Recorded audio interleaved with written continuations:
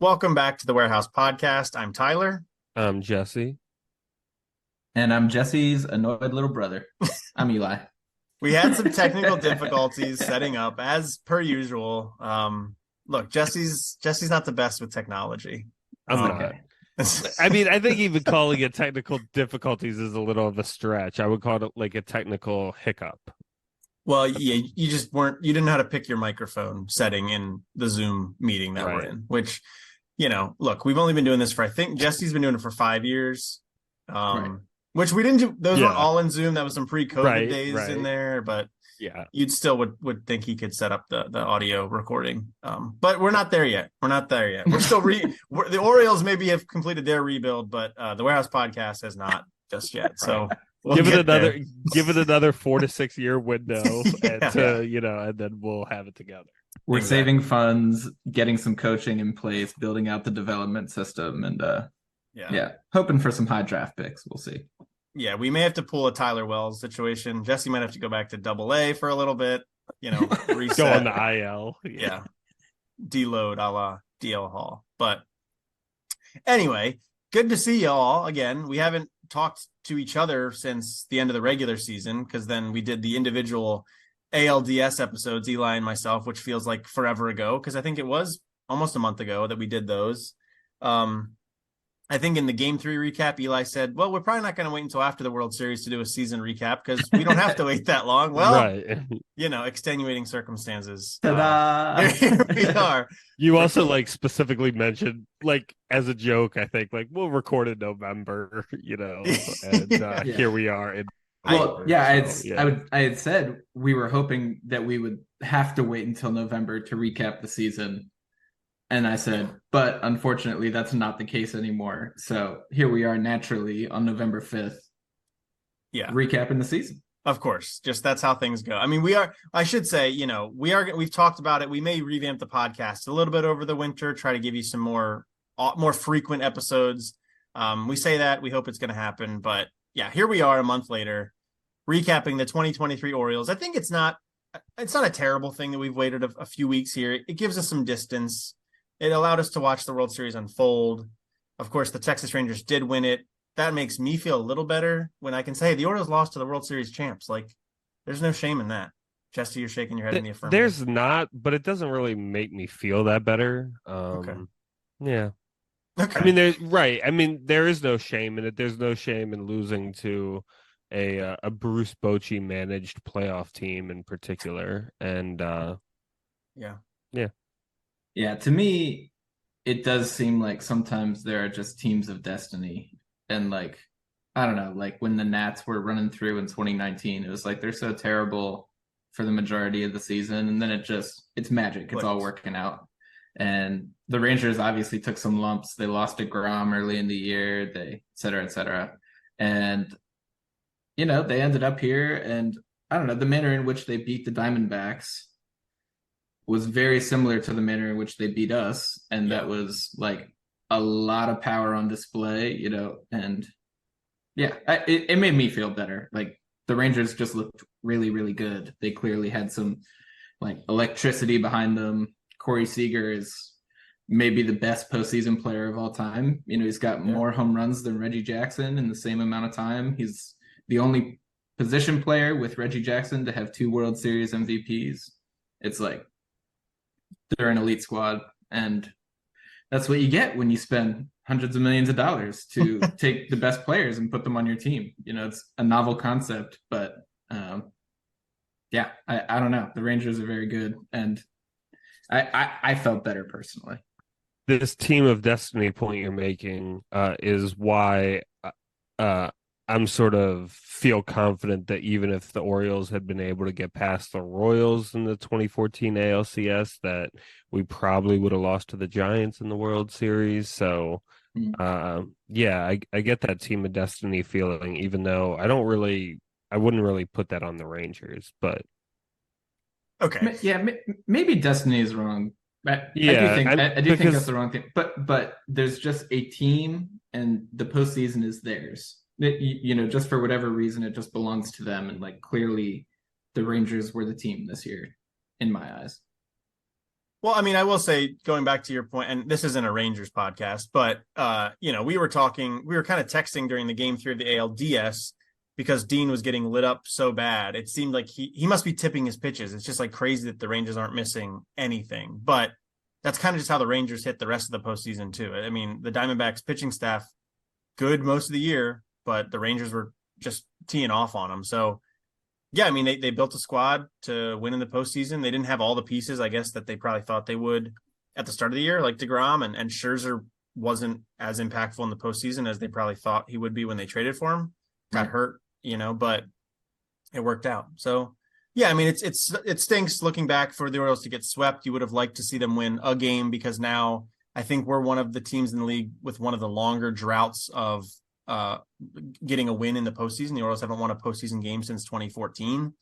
It'll be a decade next year. But I feel pretty confident coming out of 2023 that win in the postseason is going to come one of these years. If not a World Series win, at least a couple wins in the postseason. So we'll see. Well, with that, we only had the one game against the Blue Jays, right, in the playoffs 16. since that point. So, I mean, it's a playoff drought, but we're not like the Twins who have been repeatedly going and losing. Sure. We just haven't been to the playoffs, I guess, which is the main worse. problem. I think is worse, though. Right. For sure.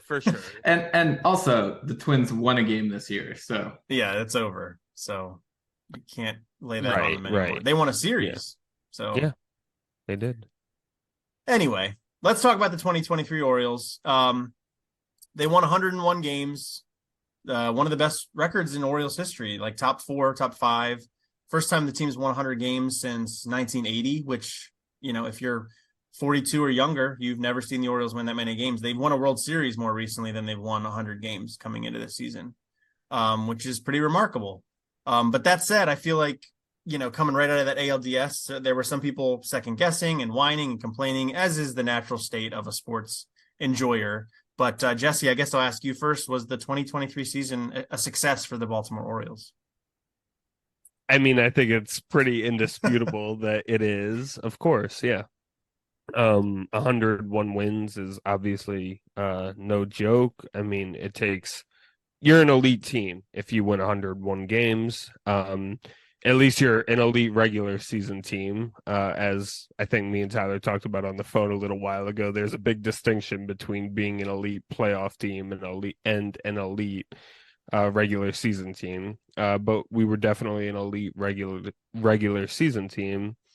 And there's obviously a lot to build on with this season and a lot to be encouraged about.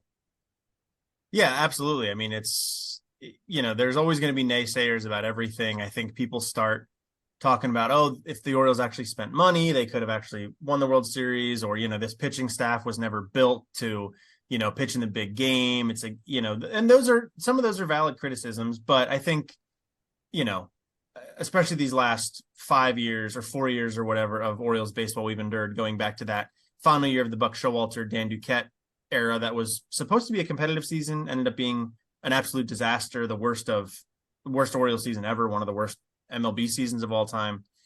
It was a lot to endure. So the fact that we got to enjoy a lot of really fun baseball this summer, the Orioles got to the playoffs, and the future looks just as bright as ever. I right now, there's no reason to think the Orioles are going to take any sort of significant step back next year, which is not always the case for a team that wins 101 games and then flames out. But Eli, I'll ask you the same question. Do you view this season as a success? Yeah, you have to. Similar to what Jess said, there are no teams that win 100 games that are not elite teams. The error bars for a mistake team to win 101 games are like, they should have been a 95 win team. And a 95 win team wins most divisions, is an elite team.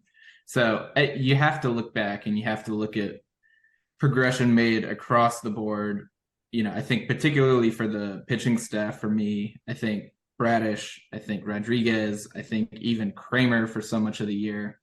If Tyler Wells can put together a full season, we had major improvements on the pitching staff. And I think you have to feel really good about that. I think we always trusted that the Adleys and Gunners would have been there, and they very much were. We trusted that the core of our offense, with Santander, Mountcastle, would have been there. But yeah, the pitching staff coming along for me is kind of the most, like maybe the surprising portion of the year that makes it feel like extra good and extra sustainable heading into the next season.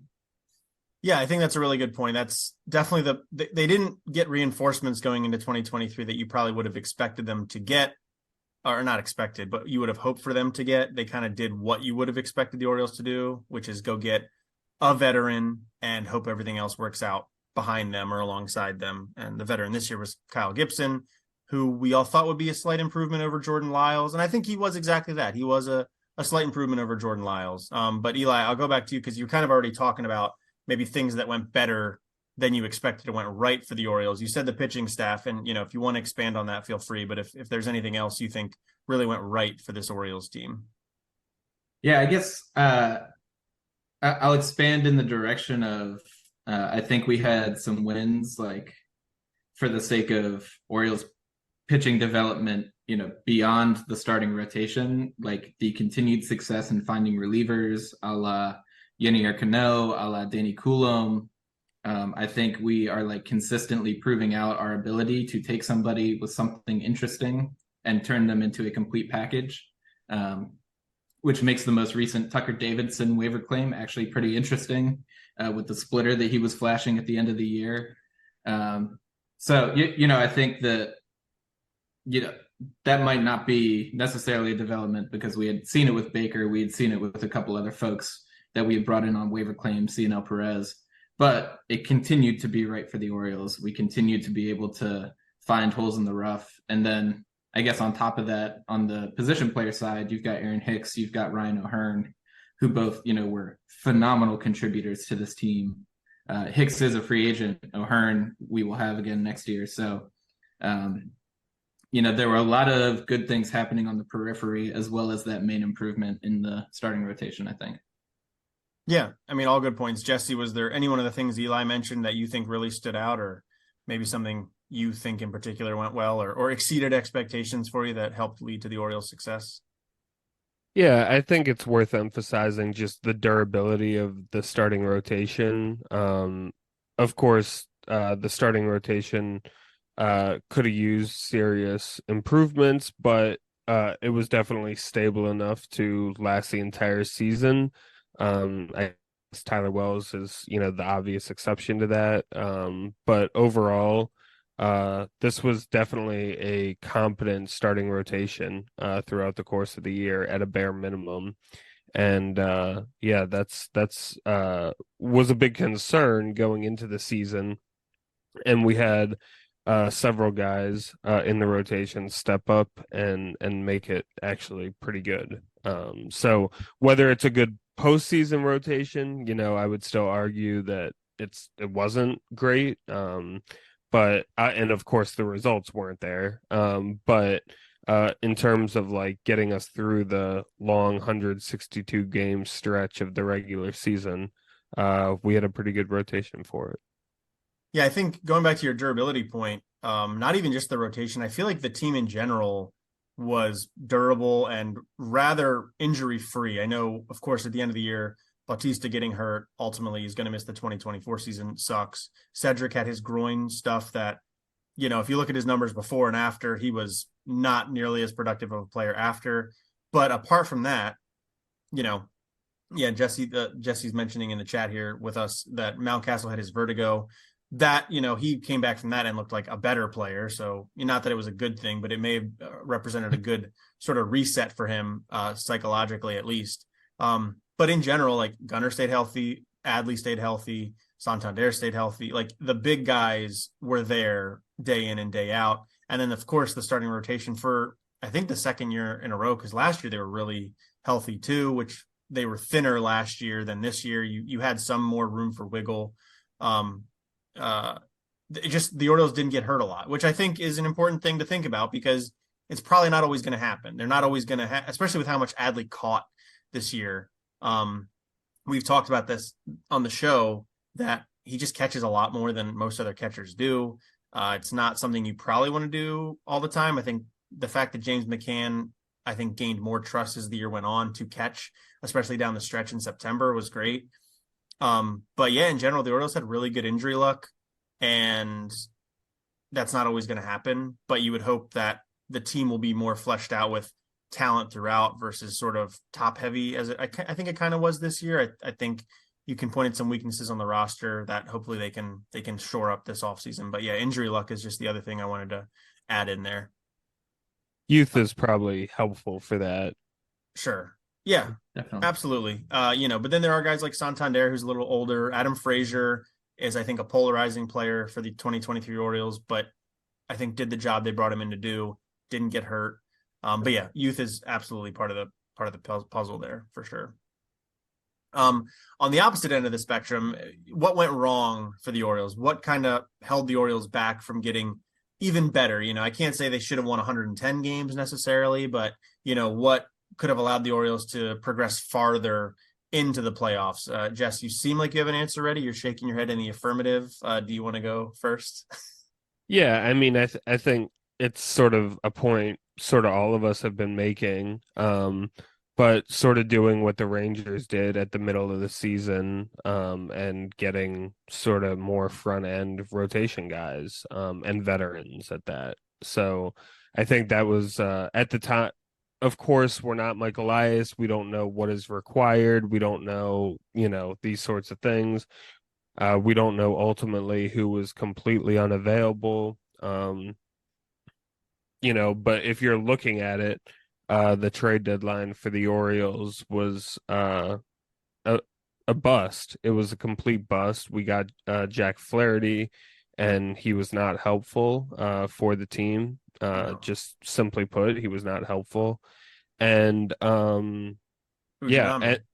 I'm sorry. And Fujinami. And Fujinami, yeah. So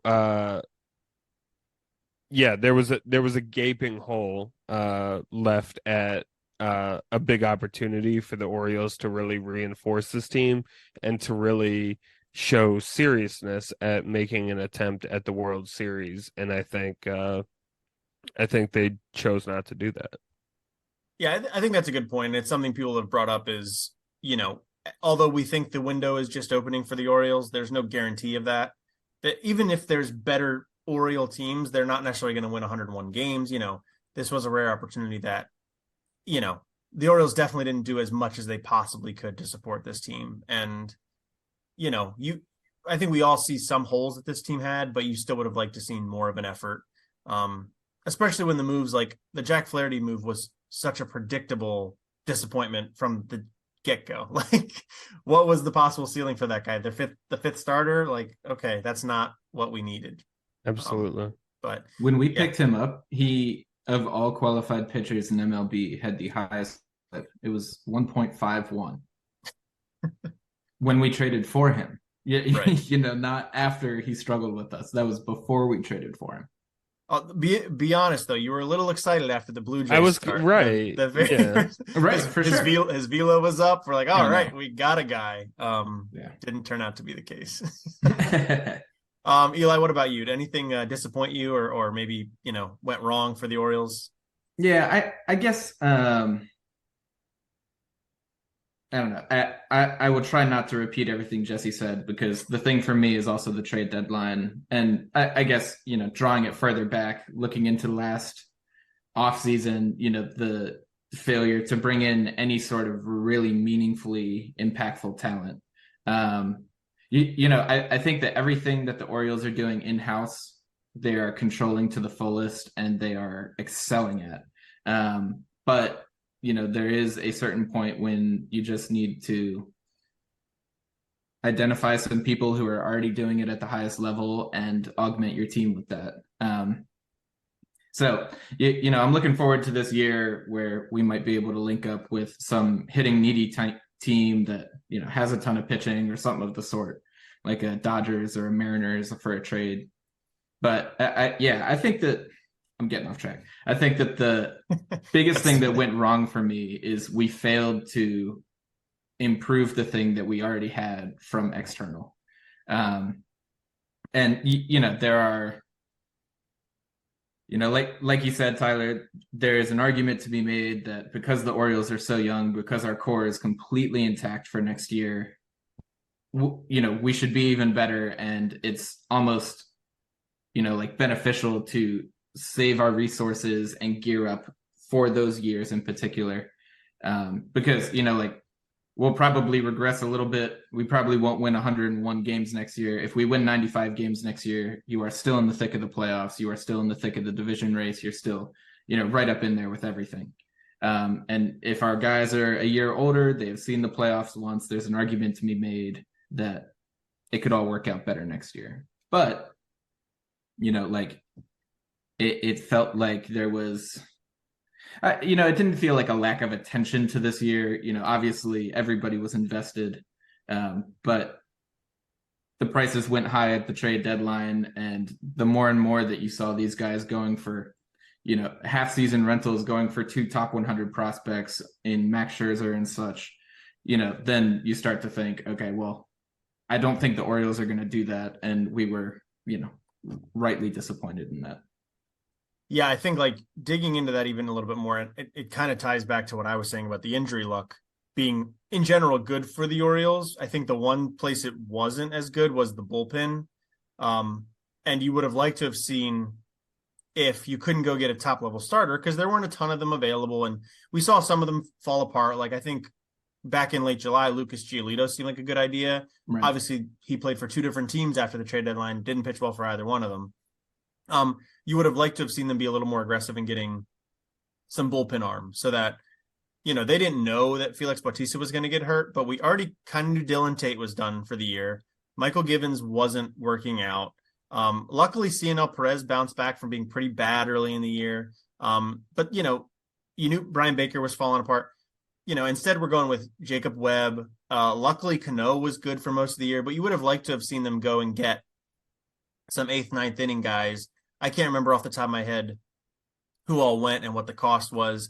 I know Paul Sewald was really good for the Diamondbacks. Obviously, right. he blew a save in the World Series. But in general, that type of a caliber of a pitcher that you'd like to see them go and get and shore up things. Because if you can't get a guy that's going to give you 5 good innings in the postseason, maybe you can get a couple more guys that you feel confident throwing in the 5th, 6th inning of a postseason game. Whereas, Jacob Webb pitched in back-to-back games of the ALDS, was bad in both of them. Brian Baker came into an important part of the game, walked the bases loaded, and I said it on our ALDS, one of our ALDS episodes, Brian Baker shouldn't have even been on the World Series or the World Series roster, the ALDS roster. So you would have liked to have seen the Orioles make some moves that maybe would have made that not that decision not possible. Obviously, Fujinami didn't even make the roster. So, yeah, I think it all kind of ties together. Obviously, the trade deadline was a bust, and it carries right into the offseason where they say that they're gonna make moves.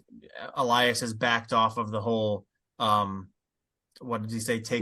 Lift off. Yeah. He's backed off of that since then. So we'll see. We'll see if he's changed his tune. But yeah, I think we're all in agreement there.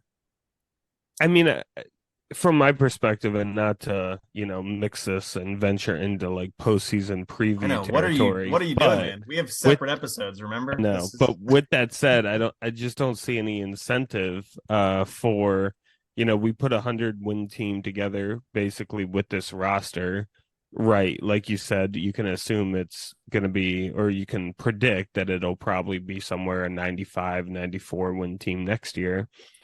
So what?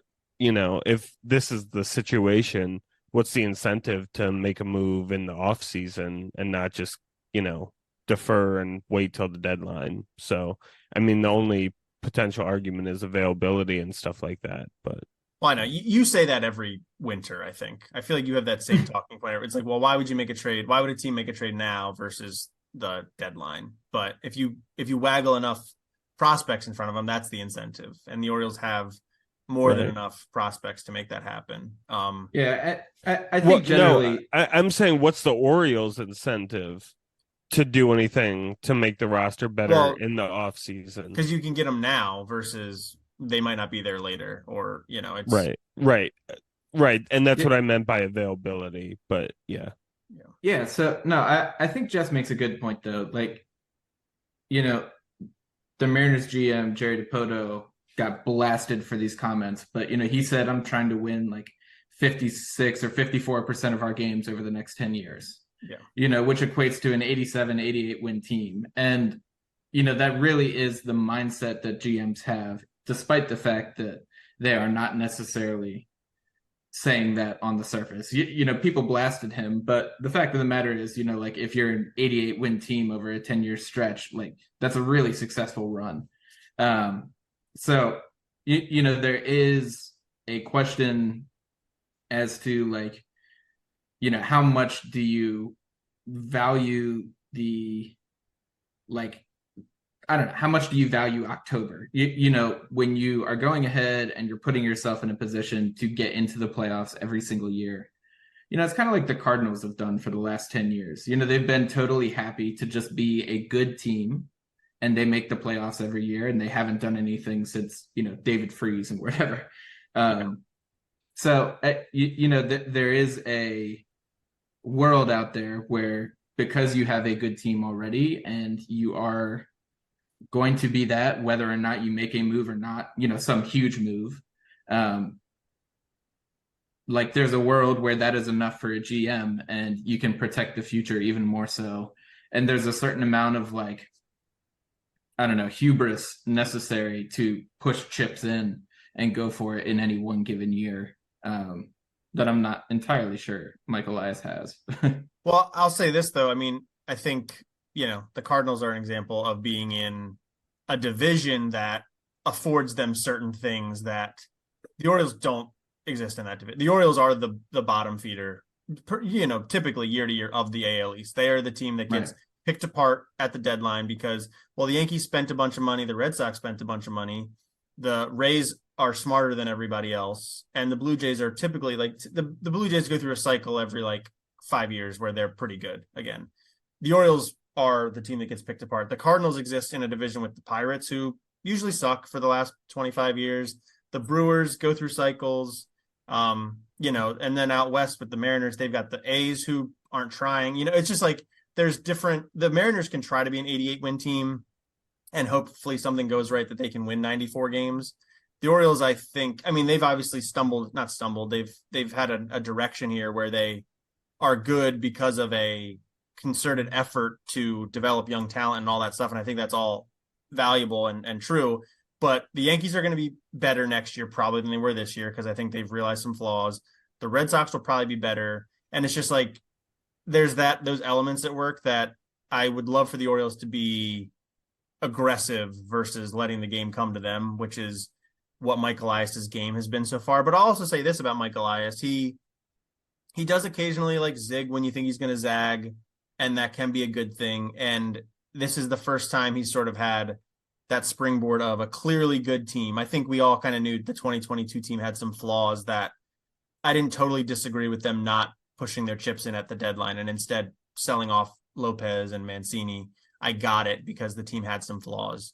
This year's team still had some flaws, but you fix the flaws. You know what I mean? You don't say, well, we aren't good enough. Let's not really try. You say, well, we could be good enough.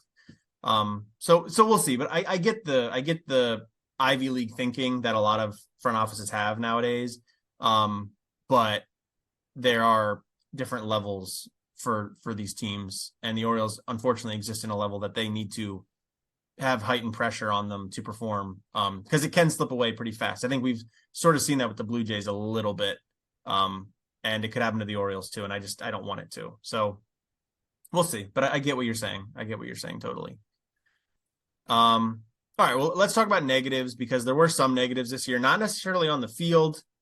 We talked about players or units that maybe disappointed us, but in general, things were very good for the Orioles on the field. But there were some negatives off the field. And Eli, I know you've been kind of looking up some of these, and a lot of them revolve around a singular person within the organization.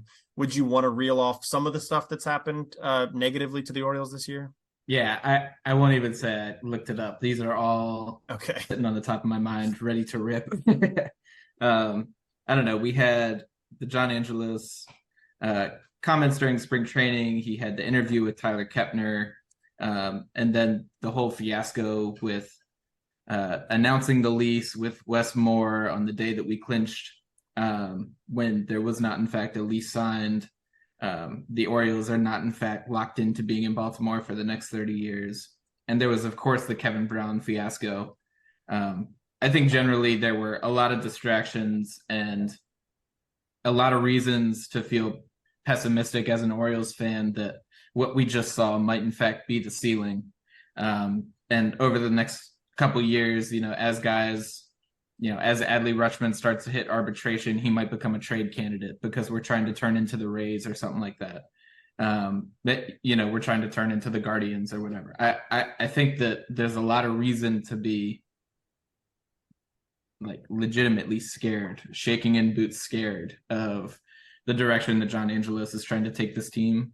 I think, credit to Mike Elias that I think he's good enough at his job that we could still field a competitive team with that. We could be something, on the order of the Rays, but that's just not the team that I want to be. I don't think that's the team that anyone wants to be, where, so exciting. We signed Blake Snell to a 3-year deal and we're actually giving him 10 mil a year or something like that. Well, now he's got 2 years, 20 mil left on his contract. Let's trade him off. It just like, it's depressing. You never get to get attached to any of your favorite players.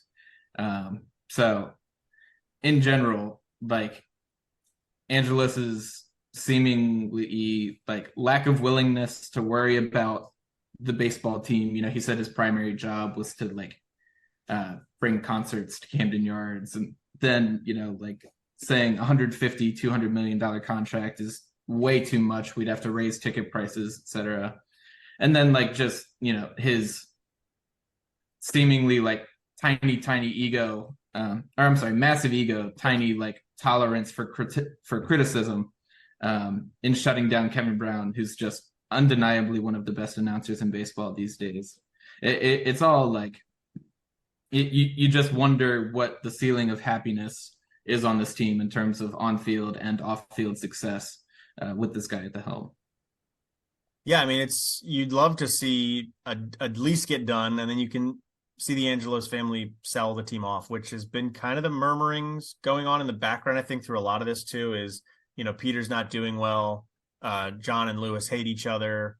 Their mom wants to sell the team. And I would feel fine with that if there is a lease in place. I would feel very trepidatious if there's not a lease in place, that you sell them to a new unknown entity, because, say what you will about the Angelos family historically, but they do have Baltimore roots. Now, of course, John has the Nashville stuff going on. I think that's more noise than signal, but yeah, it's not been a great year for old Johnny there. But Jess, do you have any sort of big takeaway from the John Angelos stuff? And I don't know, how are you feeling about that situation?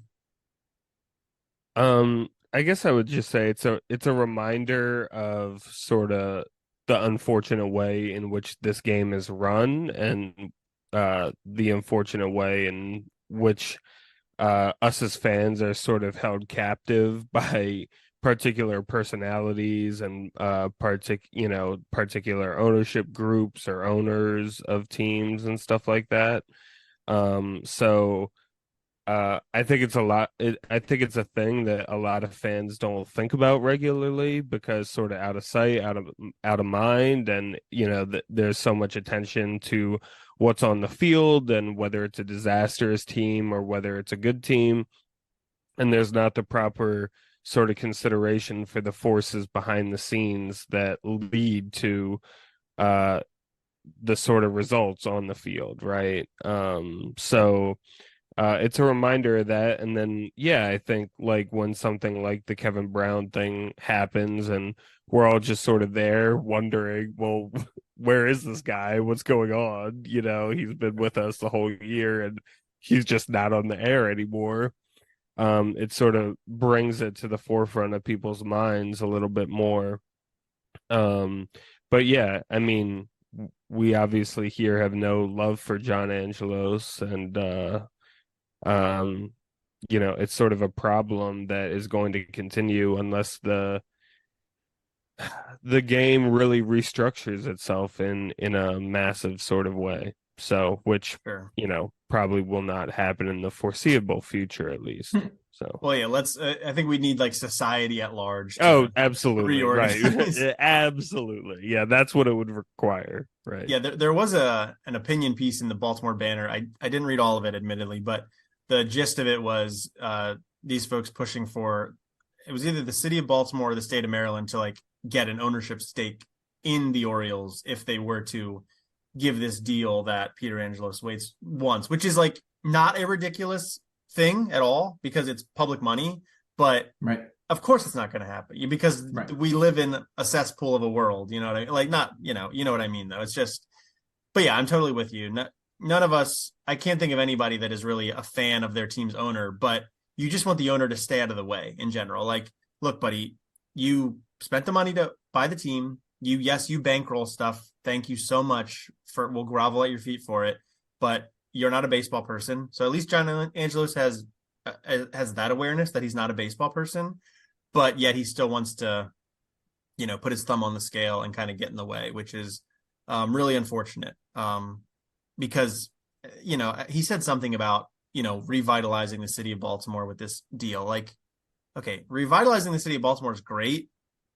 A baseball stadium deal does not do that. Like, there are so many other things. Are you physically, fixing food deserts? Are you improving education? Like, are you getting corruption out of politics?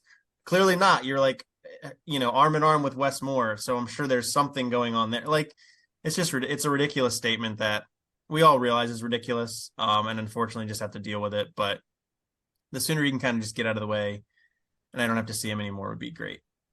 Right. Like as soon as the lease gets signed, poverty in Baltimore is going to be gone, right? Exactly. Just got to build that super complex between Camden Yards and Raven Stadium. Yeah. Fundamentally, like the concept of a couple bars and restaurants between Camden Yards and Raven Stadium, like having any meaningful impact, it might be gone too far, but it's going to be like, people descending on the city, like, sure, they will spend some money there and then they will all leave it. It's like, that's why as a whole, as an investment for a city, it's really not a good investment to bring a stadium in as opposed to like building up that area with small businesses, and like actually investing in, the people in the area itself rather than, everybody coming from outside in the county to descend on this one event and then leaving.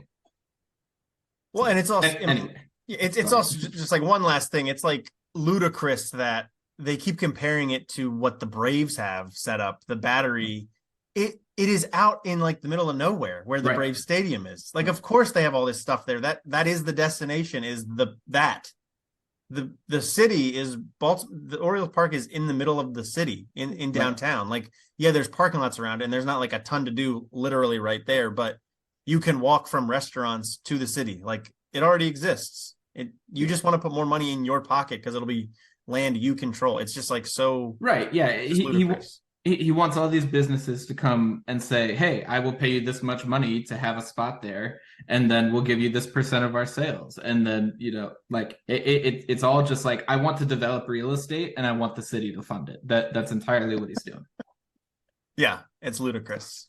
Absolutely. Anyway, sorry for the rant. No, it's necessary. Because it does put a black eye on the entire season, unfortunately. But hopefully something that is gone by the time the season starts. We'll see.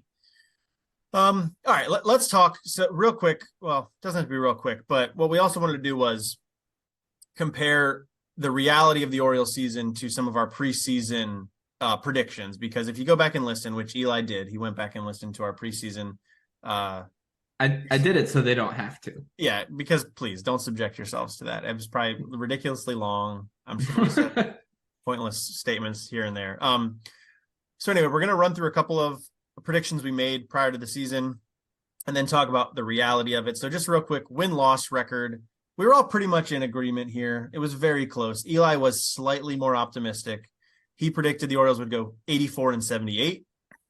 And Jesse and I both predicted 83-79. And Eli did have a pull quote here from Jesse where he said, sort of going to feel like somewhat of a lost year. So Jesse, how do you feel about that? Do you still agree with that? Was it a lost year?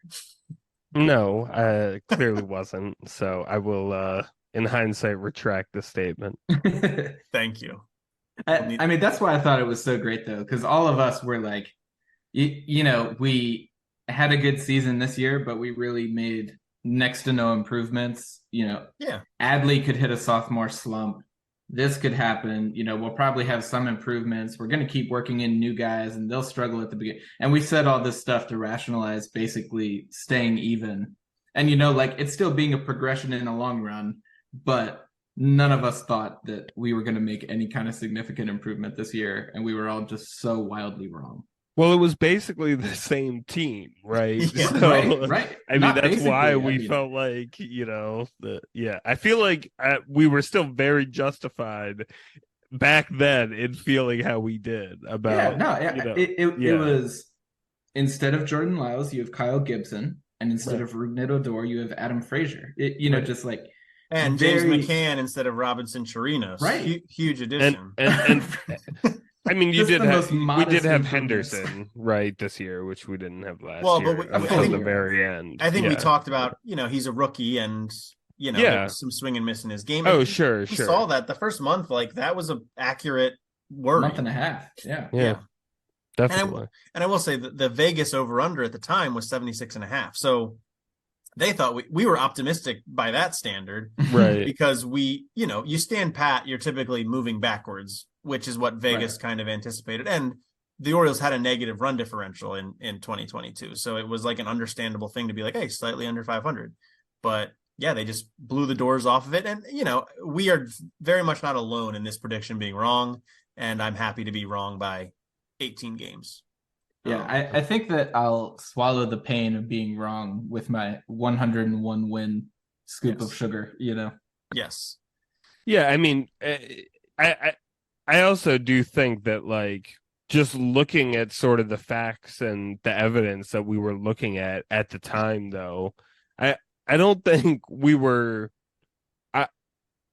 Obviously, we came to the wrong conclusion, but sort of, I don't think there was a real flaw in our logic and how we were sort of thinking about the situation at the time. So. No, anyway. I don't think we have to go overboard in defending ourselves. Right. I'm not trying to. I just right. Yeah. Reasonable expectation. All right, moving on to our all-star predictions. We we're pretty close on this. We all predicted the Orioles would have multiple all-stars, which the Orioles did. In reality, the Orioles sent 4 players to the all-star game. Those 4 were Yenier Cano, Felix Bautista, Austin Hayes, which is kind of the surprise one, and then Adley Rutschman. I mean, Cano was a surprise one too, if you look at the start of the season for sure. And our predictions were, I guessed Rutschman, Bautista, and Santander. Eli guessed Rutschman, Bautista, and Henderson.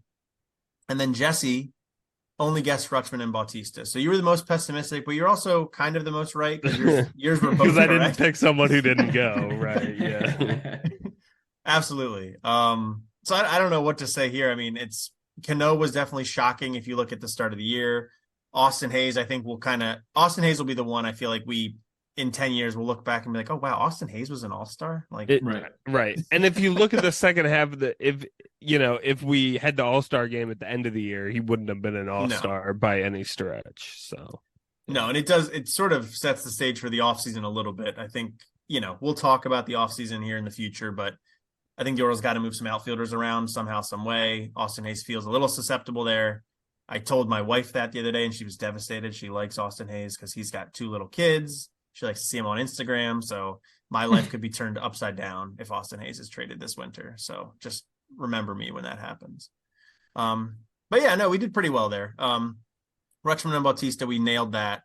I will say pretty easy to guess Rutschman and Bautista. So Jesse, negative points there. You didn't really take a chance, but still you were right. It's like, whose line is it anyway? Where the points are made up and the rules don't matter or something. Yeah, exactly. Made up and the points don't matter. Yeah. But quick note on Austin Hayes. Yeah. Just looking at first half, second half splits. First half, he went 314, 355, 498 for an 853 OPS. Second half of the season, 228, 289, 378 for 667. So yeah, about 20% better. in the first half of the year and about 20% worse in the second half of the year. Actually, 30% better in the first half. But yeah, I mean, he was bad in the second. And then, like, I mean, not talking about all-stars, but Cedric Mullins, before he got hurt, looked like almost an MVP candidate. Right. And definitely an all-star.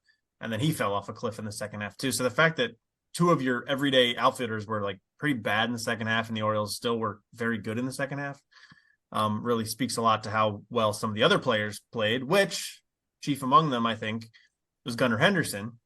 So we're going to talk Rookie of the Year.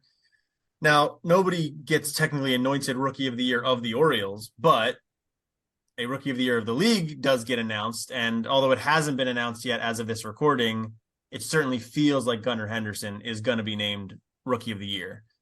He did just win the Players' Choice AL Most Outstanding Rookie, which, we'll count it. Yeah, it's the number of awards is very confusing. The awards that actually not matter, I won't say, but are considered the awards like MVP and Rookie of the Year are the Baseball Writers Association of America. Those are coming out, I think, later this month, maybe December. Who knows? MLB does a terrible job of making it obvious when those get announced. Or football, it's at the Super Bowl. That's when they're announced. Whereas the World Series over, nobody cares about baseball right now at large. But anyway, Gunnar Henderson is probably going to be Rookie of the Year. And it was a clean sweep for us in the preseason as well. Jesse said Gunnar, I said Gunnar, and Eli said Gunnar, along with a quote here that says, "There's really no explanation necessary, I don't think." Which is fair. Although that first month and a half, I think we were all kind of uh-oh. Yeah. Although in the first half, I remember we were explicitly saying, he is taking pitches, he is drawing walks, and he is seeing he's seeing the baseball. It's just the swing hasn't come along yet. So I think we stood by our guy, and justification as to why he was the correct choice. In hindsight, there is also no explanation necessary. Yeah, I mean, if not Gunnar, I think, although he's older, Yenier Cano was a rookie this year. Technically, I think he's 28, but was a rookie. If you go back throughout the season and look when they do the rookie dress up, Cano is in there looking massive and chiseled and older than everybody else, but he was a rookie this year. If not Yenier, I don't know who else would have been Rookie of the Year. I can't really think off the top of my head, but you could say chiseled like a rock. Yes. Wow. Exactly. I reached for that. But yeah, so those are the two probably front runners for Rookie of the Year. Moving on to Cy Young again. There's no Cy Young of the Orioles, but we did three different picks here. I will say I think I felt a little pressured to pick someone different, but I did ultimately pick Dean Kramer as the preseason Rookie of the Year, Cy Young. He was fine. Dean was fine, but definitely not. Dean was good. Definitely not Cy Young quality, and certainly not in the ALDS. Jesse went with Felix Bautista, and you said he's just so incredible and so fantastic, which is so true. Sums it up, basically. Yeah. Unfortunately, he didn't finish the season, so I think we probably have to hand the Cy Young award to Kyle Bradish, and that's who Eli picked. Eli said, my logical pick would probably be Felix also, but that being said, I'm going Kyle Bradish. And you were certainly, shown to be correct in that. I felt it down deep. I'm tapping the center of the 8 on my Lamar jersey right now. I felt it in there. I went with it, and I'll be signing autographs at the end of the episode. Thank you. We will not be here. But no, I mean, Brad, it's interesting with Bradish though, because he went certainly beyond I think what I typically think of as a good Orioles pitcher, like a Chris Tillman type, and Chris Tillman made an all-star game, but a guy who we think of as a 2 or a 3 on other teams a lot of times. Kyle Bradish was straight up great, straight up a top 10, top 5 pitcher in the AL this year. And I kind of think he's going to keep being one for a while. I don't know. It was just, it was nasty. It was nasty all year. It didn't come in streaks. It was he was just great. I don't know if there's anything else to say there, but it was amazing. I think just very quickly, sorry, Jess, he was so under the radar great. He was quiet about it all year long, just consistently some of the best breaking stuff in the game. And like you said, it didn't seem like he ever really blew up for any, 3-game stretch or anything like that. It was just solid, not solid. It was steady, but good. I mean, good to great performance year long. And he will definitely get some AL Cy Young votes. Yeah, I mean, he felt like an ace, which is just not something the Orioles have really had.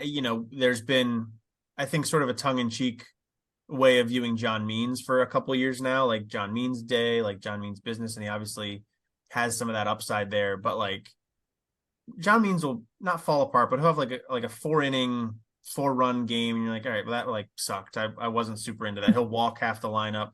But Bradish, it's like I'm gonna go 6. I might give up 3, but like that's as bad as it's gonna be. I'm probably gonna go 7 and give up 1, and like Right. that's just ace behavior that the Orioles haven't had. I don't know, since Messina. I loved Rodrigo Lopez. He'd have a couple of good starts, but that's probably been Eric Bedard had that one really good season, but yeah, Bedard hopefully he's more Messina than Bedard moving forward. All right, moving on to most valuable Oriole. This has been announced. This is a real award that the press gives out to Orioles players or to one Orioles player every year, and they named Gunnar Henderson the most valuable Oriole. And one of us nailed that and was ridiculed for the prediction. I don't know about ridiculed, but we didn't really love the prediction at the time. So Eli and I both picked Adley Rutschman. I said, I don't think it's terribly close in my mind at the time, but I did give Jesse this, and Jesse did pick Gunnar Henderson as most valuable Oriole prior to the season. I said to Jesse, you could make us both look very silly. And I don't know if I would say you made us look silly, but you were right, Jesse, about your Gunnar Henderson pick. And Eli also, when he went back and listened, took note of a projected batting line that Jesse put together at the time. Jesse predicted that Gunnar Henderson would hit 275 with a 340 on base and a 460 slugging percentage, which gives you an 800 OPS. And Gunnar ended up with a 255 batting average with a 325 on base and a 489 slugging. So in reality, he was a bit better than what Jesse thought, but still pretty close at an 814 OPS. So Jess, do you want to take your victory lap? Yeah, I mean, he overcame a couple sort of natural obstacles, right? If you put him head to head against Adley, of course, if they produce similarly offensively, I guess they're just a sort of some structural sort of advantages, Adley being a catcher, and stuff like that.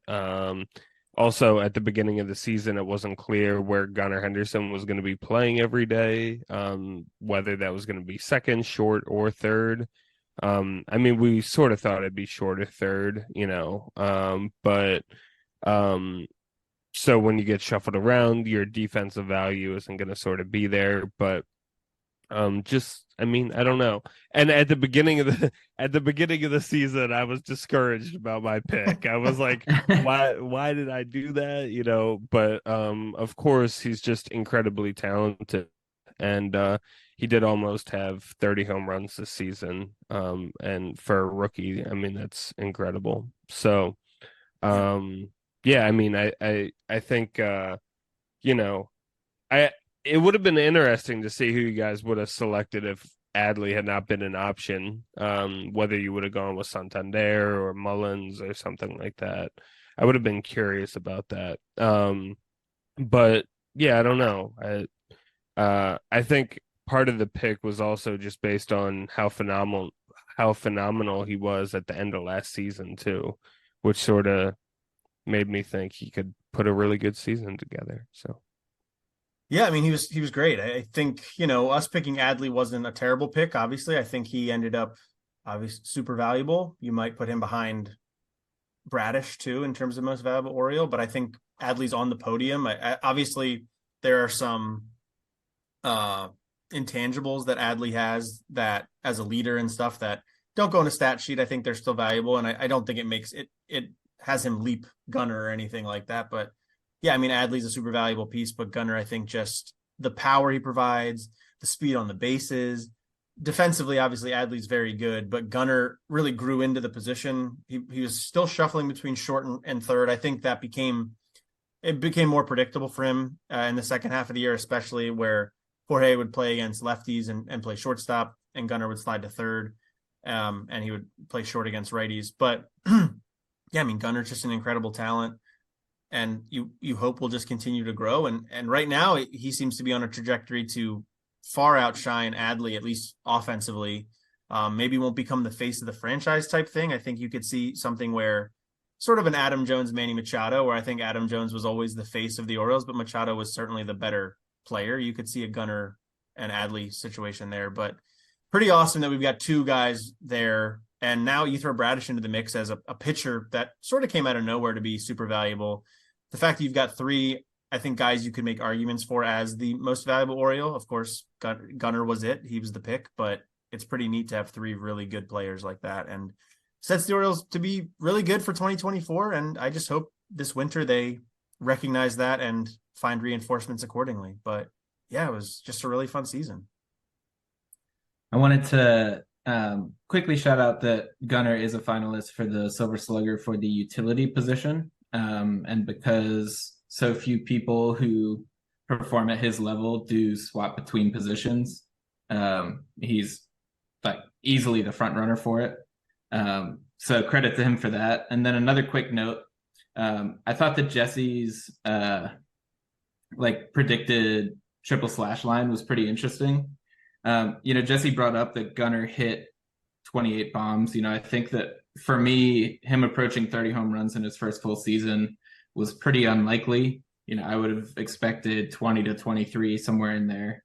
And so the way that Gunner deviated from what Jesse and I think the majority of us would have predicted at the beginning of the year was he actually sacrificed some of his OBP, sacrificed contact, and sold out for power toward the end of the year.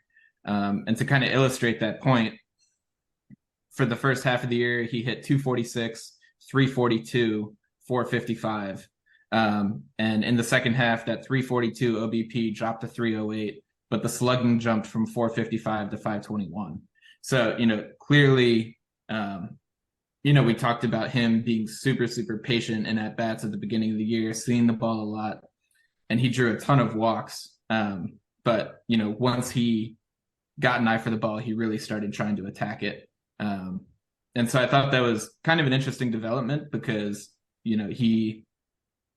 I think throughout most of his minor league career, he was such a high OBP guy. And, I think that some of that could be attributed to it is minor leaguers facing him, and he was the best player in every lineup that he was in the minor leagues. And, there's a bit of normalization when you get to the majors. But I do think there was a distinct shift in approach as the year went on towards really attacking more in the zone, not letting himself get as deep in counts. And I thought that was a really interesting just kind of note on his progression throughout the year. I'm curious how he carries it into next. But, net, it was a 30-point bump on his total OPS in the second half relative to the first. So, clearly working for him, clearly a wildly successful year. And you got to be excited about, what we see moving forward. He could get 35, 40 bombs. I think the ceiling is limitless. Absolutely. And I think that's the power point is important because I think that's a weakness of this team in 2023 is there just wasn't a ton of power overall. It was pretty much Henderson and Santander, and everybody else was a nice piece. I think Mountcastle wasn't quite as much power as you would have hoped, and that some of that was the platoon that he kind of had working with O'Hearn for part of the season. O'Hearn, as good of a season as he had, wasn't a super powerful guy, especially in the second half. I think his home run per at bat rate really started to drop. But yeah, I mean, there's the best maybe yet to come for Henderson, and if he's a 40 bomb guy, I mean, it's a whole nother level that we're talking about here. So yeah, just really good numbers there, Eli. So that was great. Before I wrap it up, we figured we could talk about our favorite moments of the 2023 season. I'm trying to rack my brain now to kind of figure out what that might be, to be honest with you. But Eli, I don't know, did you have a moment off the top of your head or one you're thinking about that really stood out to you? Yeah, the first one for me, I think it when I look back on the season, definitely among the things that I will remember most is the Homer hose, the splash celebrations. And with that, you have to go with Cedric Mullins hitting for the cycle, coming up in his final at bat, hitting a bomb onto the flag court in the inaugural game of the bird bath. And, you know, our like first introduction to Mr. Splash, he's going crazy as, you know, this truly like historic thing is happening. You know, I think it was the 7th player to hit for a cycle in Orioles history. So that was just a super special moment. And, you know, for somebody who's been on the team for a while, overcome struggles, you know, somebody that Baltimore has, I think, really fallen in love with. Pretty special moment. Yeah, absolutely. Jess, do you have anything that really sticks out to you? Yeah, I mean, I of course love the Cedric Mullins moments too, but also just also really appreciated the Adley home run derby situation, just because it's rare that we get to be represented nationally and on national TV. And whenever the O's used to play like Sunday Night Baseball and stuff like that, I was always really excited. So yeah, I mean, just the fact that basically all the baseball world was paying attention, the fact that he demonstrated his switch hitting ability in a situation where it's not common and you know, it's not done. It was really cool to see. So yeah, and he didn't win the home run derby, but he performed really well in it. So Yeah. No, that I do. That's a good point. I think that sticks to me too, because that was always a special thing when you saw the Orioles mentioned nationally, especially like growing up. I would like specifically like the Orioles game would end and I'd switch to like Baseball Tonight to watch the highlight come on. Like, oh my God, like the Carl and they wouldn't Ravik. show it, right? Yeah, they wouldn't show it because it'd be like Orioles versus Rays back in the day when both teams were terrible. And it's like, we're not even going to talk about this. But yeah, when I could see Carl Ravik talk about the Orioles, I was like, this is a huge deal. So hopefully we see more of that. In the future. I mean, I think like my favorite moment is probably like a very easy one. I think it was the series against Tampa in like mid-September when they actually clinched a playoff spot. They won in that walk-off game. I think Cedric hit like a sac fly to center field to drive in the winning run. Just huge. I mean, at that point in the year, we knew the Orioles were going to the playoffs, you know, new quote unquote. It was pretty much a mathematical impossibility that they wouldn't go to the playoffs, but the fact that it actually happened, it felt very like emblematic. Like the rebuild is over. They are here. They just beat the Rays, who had started the year on fire, and they looked like the best team in the world. And the Orioles are now, you know, they're better than them. They got the first playoff spot in the AL, just like super emblematic. And it was cool that Mullins was the one that had the RBI to do it. But all your points were really good. Eli, I was interested about the Mr. Splash thing. If the Orioles had kept going in the playoffs and had gotten, there was like some cold days here in Baltimore in late September or late October. Were they going to do that if like people were in parkas at Camden Yard? Yeah, you have to. Yeah, but that would have been and I would have still sat out there. I would have, you know, had hot cocoa flowing. But that would have been pretty cool. Maybe that's that they switch it up. They're spraying hot cocoa on. Well, that could have been a burn incident or something there. Echoing that one, Tyler, I wanted to add one more, and I have a special affinity for this one. You can't do it. It's favorite. Yeah, well, I'm overriding the host. Okay. So, I was at the first game of this series, and so I think I have a special affinity. But being down in Florida, when we first took over the division lead from the Rays, it was in that series in July. And I actually just jumped on with Connor Newcomb on Locked On Orioles, and we talked about this exact thing. But, you know, the Orioles took 3 of 4 in Tampa. Felix Bautista had a 2-inning win in the first game. We managed to win 4-3 in extras. He gets 2 saves in the final 2 games. So, you know, we win 3 games, and he got a win in 2 saves. Like, he was just dominant. And, you know, the Orioles going into Tampa's house and taking 3 of 4 from them, taking the division lead from them. I mean, it felt like every moment against Tampa this year was so wildly dramatic. You know, there was such, I think it was purely because they did start off so hot and everyone was like, okay, well, the Rays are winning the division. Let's figure out how the rest is going to shake out.